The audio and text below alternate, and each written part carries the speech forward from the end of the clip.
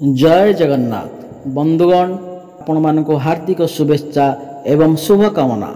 आपणकर जदि मीन राशि होता है तेबे एही भिडियोटी आपणक पई थरे मात्र ए भिडियोटी को शेष पर्यंत निश्चिंत देखंतु। मीन राशि व्यक्ति विशेषक जीवन बदलवा जाऊँगी कारण ग्रह नक्षत्र मानकर चलन रे गोटे बहुत बड़ परिवर्तन होगा जाऊँगी जहाद्वारा एमानकर जीवन रे चली समस्त दुख कष्ट एवं समस्यार अंत होगा जाऊँगी एवं पुणी थरे खुशी फेरवा जाऊँगी। देखंतु बुध शुक्र एवं सूर्यंकर राशि परिवर्तन होगा जाऊँगी जहाद्वारा आपणकर जीवन रे किछि बड़ होगा जाऊँगी।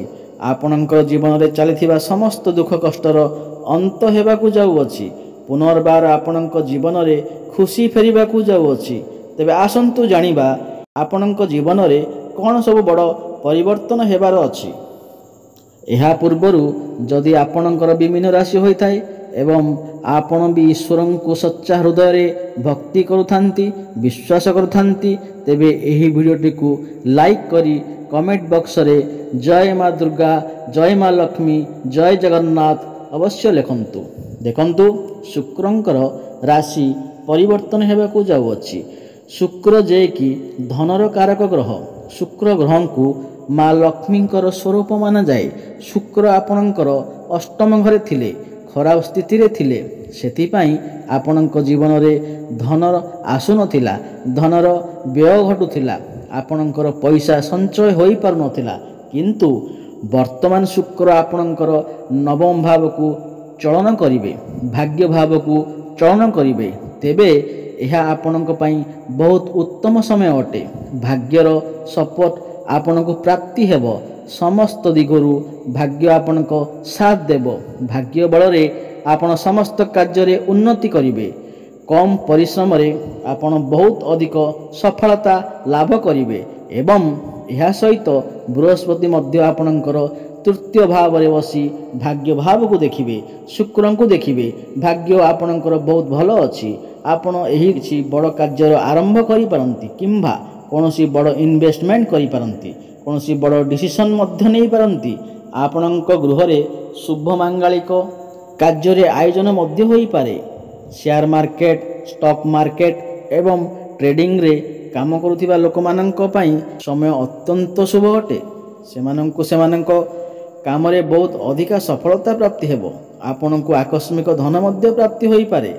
चारि दिगरु आपणको लाभ ही लाभ प्राप्ति हेबो।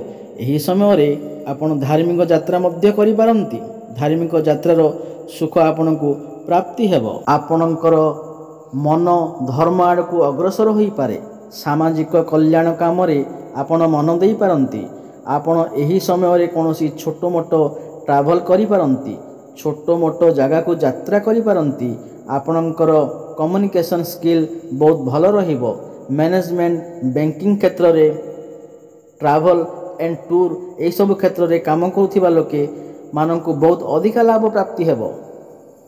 ऑनलाइन क्षेत्र रे डिजिटल क्षेत्र रे काम करुथिबा लोक माननकु बहुत अधिक सफलता प्राप्ति हेबो। एही समय रे आपणक भितरु ज्ञान बढ़िबो बुद्धि बढ़िबो समाज रे आपणकु मान सम्मान प्राप्ति हेबो मान प्रतिष्ठा प्राप्ति हेबो। आपण किछि एमिति करी देखाई पारंती जहा द्वारा लोक माने आपणकु प्रशंसा करि पारंती। देखंतु बृहस्पति आपणकर सप्तम भाव को देखुचंती नवम भाव को देखुचंती एवं आपणकर एकादश भाव को मध्य देखुचंती एवं बृहस्पति बक्री हेबाकू जाउछंती। तो आपणकर वैवाहिक जीवन रे जहाँ भी किछि समस्या चलीथिला सेथिरे सुधार आसीबो। वैवाहिक जीवन रे पुणी थरे खुशी फेरी आसीबो। आपण कौनसी बड़ डिसीजन नहीं पारंती। आपणकर लाइफ पार्टनरंकर कैरियर रे मध्य ग्रोथ आसी पारे काहेकि ना बुध एवं सूर्य बुधादित्य राजयोग आपणकर सप्तम भाव रे बनुअछि। आपणकर लाइफ पार्टनरंकर कैरियर रे मध्य ग्रोथ आसी पारे फाइनेंशियल ग्रोथ होई पारे। आपणकर डेली इनकम रे मध्य वृद्धि आसी पारे एवं जो माने भी संतानर कामना रखुथिले तो सेमानको मध्य संतान सुख प्राप्ति होई पारे एवं जो माने विवाहर अपेक्षा थिले विवाह होई पार नथिला ତ ସେମାନଙ୍କ ଘରକୁ ବିବାହ ପ୍ରସ୍ତାବ ଆସିପାରେ। ସେମାନଙ୍କ ବିବାହ ମଧ୍ୟ ଫାଇନାଲ ବି ହୋଇପାରେ। ଆପଣଙ୍କ ବେପାର ବାଣିଜ୍ୟ ପାଇଁ ମଧ୍ୟ ସମୟ ଅତ୍ୟନ୍ତ ଶୁଭ ଅଟେ। ବେପାରରେ ଉନ୍ନତି ଆସିପାରେ। ବେପାରର କାରକ ଗ୍ରହ ବୁଧ ଆପଣଙ୍କ ସପ୍ତମ ଭାବରେ ଅଛନ୍ତି, ତ ଆପଣଙ୍କୁ ଆପଣଙ୍କ ବେପାର କ୍ଷେତ୍ରରେ ବହୁତ ଅଧିକା ଉନ୍ନତି କରିବେ। ଆପଣ କୌଣସି ନୂତନ ବେପାର ମଧ୍ୟ ଆରମ୍ଭ କରିପାରନ୍ତି। ଆପଣ ପଇସା କିଛି ସଞ୍ଚୟ କରିପାରିବେ। ରୋଜଗାର କରିବାର ନୂତନ ମାର୍ଗ ଆପଣଙ୍କୁ ପ୍ରାପ୍ତି ହେବ। ଆପଣଙ୍କର ବେପାର ବାଣିଜ୍ୟ କ୍ଷେତ୍ରରେ ଗ୍ରାହକ ବଢ଼ିବେ। ଆପଣଙ୍କର ଡେଲି ଇନକମ୍ରେ ବୃଦ୍ଧି ଆସିବ। ବ୍ୟାଙ୍କ ବାଲାନ୍ସରେ ଆପଣଙ୍କର ବୃଦ୍ଧି ଆସିବ ଏବଂ ବୃହସ୍ପତି ଆପଣଙ୍କର ଏକାଦଶ ଭାବକୁ ଦେଖୁଛନ୍ତି। ଏକାଦଶ ଭାବ ଆପଣଙ୍କର ଇଚ୍ଛା ପୂର୍ତ୍ତିର ଭାବ ହୋଇଥାଏ। ତ ଆପଣଙ୍କର ଏହି ସମୟରେ କୌଣସି ଗୋଟିଏ ବଡ଼ ଇଚ୍ଛା ନିଶ୍ଚିନ୍ତ ପୂର୍ଣ୍ଣ ହୋଇପାରେ। ଆପଣଙ୍କୁ ଚାରିଦିଗରୁ ଲାଭ ହିଁ ଲାଭ ହୋଇପାରେ। ବଡ଼ ଭାଇ ଭଉଣୀଙ୍କ ସପୋର୍ଟ ଆପଣଙ୍କୁ ପ୍ରାପ୍ତି ହୋଇପାରେ। ଗୁରୁଜନମାନଙ୍କର ଆଶୀର୍ବାଦ ଆପଣଙ୍କୁ ପ୍ରାପ୍ତି ହୋଇପାରେ। ଆପଣଙ୍କର କ୍ୟାରିୟର କ୍ଷେତ୍ରରେ ବହୁତ ବଡ଼ ପରିବର୍ତ୍ତନ ହୋଇପାରେ। ଟ୍ରାନ୍ସଫର ହେବାର ଯୋଗ ମଧ୍ୟ ବନୁଅଛି, କାହିଁକି ନା ବୃହସ୍ପତି ବକ୍ରି ଅବସ୍ଥାରେ ଅଛନ୍ତି ଏବଂ ଆପଣଙ୍କର କ୍ୟାରିୟର କ୍ଷେତ୍ରରେ ଯାହା ବି କାର୍ଯ୍ୟ ପେଣ୍ଡିଂ ରହୁଥିଲା ବା ଅଟକି ରହୁଥିଲା ତାହା ମଧ୍ୟ ପୂର୍ଣ୍ଣ ହେବ। ଆପଣଙ୍କର ଅଟକି ରହିଥିବା ସମସ୍ତ କାର୍ଯ୍ୟ ସୁରୁଖୁରୁରେ ହୋଇଯିବ। ପ୍ରମୋସନ୍ ହେବାର ମଧ୍ୟ ଯୋଗ ବନୁଅଛି ଏବଂ ଯେଉଁମାନଙ୍କର ବି ଚାକିରି ନଥିଲା ଏବଂ ଯେଉଁମାନେ ବି ଚାକିରି ପାଇଁ ଅପେକ୍ଷା କରିଥିଲେ, ଯେତେ ଚେଷ୍ଟା କଲେ ମଧ୍ୟ ଆପଣଙ୍କୁ ଚାକିରି ପ୍ରାପ୍ତି ହୋଇପାରୁନଥିଲା, ତ ଆପଣଙ୍କୁ ନୂତନ ଚାକିରି ମଧ୍ୟ ପ୍ରାପ୍ତି ହୋଇପାରେ।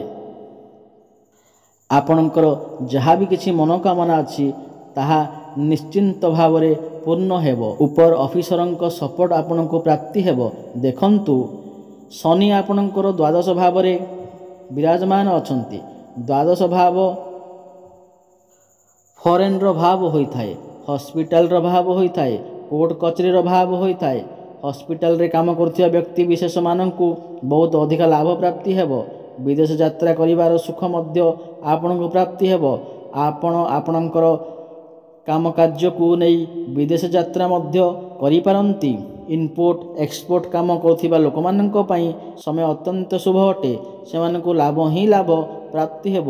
କୋର୍ଟ କଚେରୀରେ ଚାଲିଥିବା ମାମଲା ଆପଣଙ୍କ ସପକ୍ଷରେ ଯାଇପାରେ ଏବଂ ବୃହସ୍ପତି ବଳବାନ ଅବସ୍ଥାରେ ଥିବାରୁ ଆପଣଙ୍କର ପ୍ରେମ ଜୀବନରେ ମଧ୍ୟ ଯାହା ବି ସମସ୍ୟା ଥିଲା ତାହା ବି ସୁଧାର ଆସିଯିବ।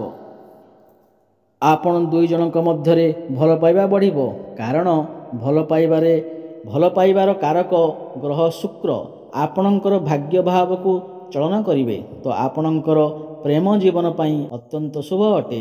ଆପଣ ଦୁଇ ଜଣ ମିଶି କିଛି ବଡ଼ ଡିସିସନ୍ ନେଇପାରନ୍ତି। ଆପଣଙ୍କର ଭଲ ପାଇବା ବିବାହର ରୂପ ମଧ୍ୟ ନେଇପାରେ। ଆପଣ ଦୁଇ ଜଣଙ୍କ ମଧ୍ୟରେ ତାଳମେଳ ଭଲ ରହିବ ଏବଂ ଯେଉଁମାନଙ୍କର ବି କଥାବାର୍ତ୍ତା ବନ୍ଦ ହୋଇଯାଉଥିଲା, ବ୍ରେକଅପ୍ ଆଦି ହୋଇଯାଉଥିଲା, ସେମାନଙ୍କର ପୁଣି ଥରେ କଥାବାର୍ତ୍ତା ହୋଇପାରେ। ଶିକ୍ଷା କ୍ଷେତ୍ରରେ ଆପଣ ବହୁତ ଅଧିକା ଉନ୍ନତି କରିବେ। ଆପଣ କୌଣସି ଉଚ୍ଚଶିକ୍ଷା ପାଇଁ ବାହାରକୁ ଯାଇପାରନ୍ତି। କୌଣସି ନୂତନ ସ୍ଥାନରେ ଆଡ଼ମିସନ୍ ନେଇପାରନ୍ତି। ପାଠପଢ଼ା କ୍ଷେତ୍ରରେ ଆପଣ ବହୁତ ଅଧିକାରୁ ଉନ୍ନତି କରିବେ।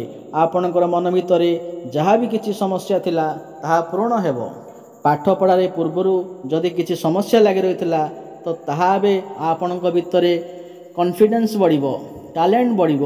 ଜ୍ଞାନ ଏବଂ ବୁଦ୍ଧି ବଳରେ ଆପଣ ଆପଣଙ୍କର ପାଠପଢ଼ା କ୍ଷେତ୍ରରେ ବହୁତ ଅଧିକା ଉନ୍ନତି କରିବେ। ଆପଣଙ୍କ ଯଦି କିଛି ଏକ୍ଜାମ୍ ଅଛି ସେଥିରେ ଆପଣ ନିଶ୍ଚିନ୍ତ ଭାବରେ ସଫଳତା ଲାଭ କରିବେ। ଏବେ ମୋଟାମୋଟି ଭାବରେ ଦେଖିବାକୁ ଗଲେ ଆପଣ ସମସ୍ତ କ୍ଷେତ୍ରରେ ଉନ୍ନତି କରିବାକୁ ଯାଉଛନ୍ତି। ତାହା ପ୍ରେମ କ୍ଷେତ୍ରରେ ହେଉ, ଶିକ୍ଷା କ୍ଷେତ୍ରରେ ହେଉ, ଆପଣଙ୍କର ବୈବାହିକ କ୍ଷେତ୍ରରେ ହେଉ, ବେପାର ବାଣିଜ୍ୟ ବି ହେଉ ଏବଂ ବେପାର ବାଣିଜ୍ୟ, ଭାଗ୍ୟ ଏବଂ କ୍ୟାରିୟର କ୍ଷେତ୍ରରେ ଯାହା ବି ହେଉ ଆପଣ ବହୁତ ଅଧିକା ଉନ୍ନତି କରିବାକୁ ଯାଉଛନ୍ତି। ଅଧିକା ଶୁଭଫଳ ପ୍ରାପ୍ତି କରିବା ପାଇଁ ଆପଣ ଯାଉଛନ୍ତି। ପ୍ରଭୁ ଜଗନ୍ନାଥଙ୍କ ଆରାଧନା କରନ୍ତୁ ଏବଂ ପ୍ରତ୍ୟେକ ଗୁରୁବାର ଦିନ କଦଳୀ ଗଛ ମୂଳରେ ହଳଦୀ ପାଣି ଅର୍ପଣ କରନ୍ତୁ ଏବଂ ମଥାରେ ତିଳକ ଚନ୍ଦନ ଧାରଣ କରନ୍ତୁ। ଶୁଭଫଳ ପ୍ରାପ୍ତି ହେବ। ଯଦି ଆପଣଙ୍କୁ ଏହି ଭିଡ଼ିଓଟି ଭଲ ଲାଗେ ତାହେଲେ ଭିଡ଼ିଓଟିକୁ ଲାଇକ୍ କରିଦିଅନ୍ତୁ ଏବଂ ସାଙ୍ଗସାଥିମାନଙ୍କୁ ସେୟାର କରନ୍ତୁ। ଜୟ ଜଗନ୍ନାଥ।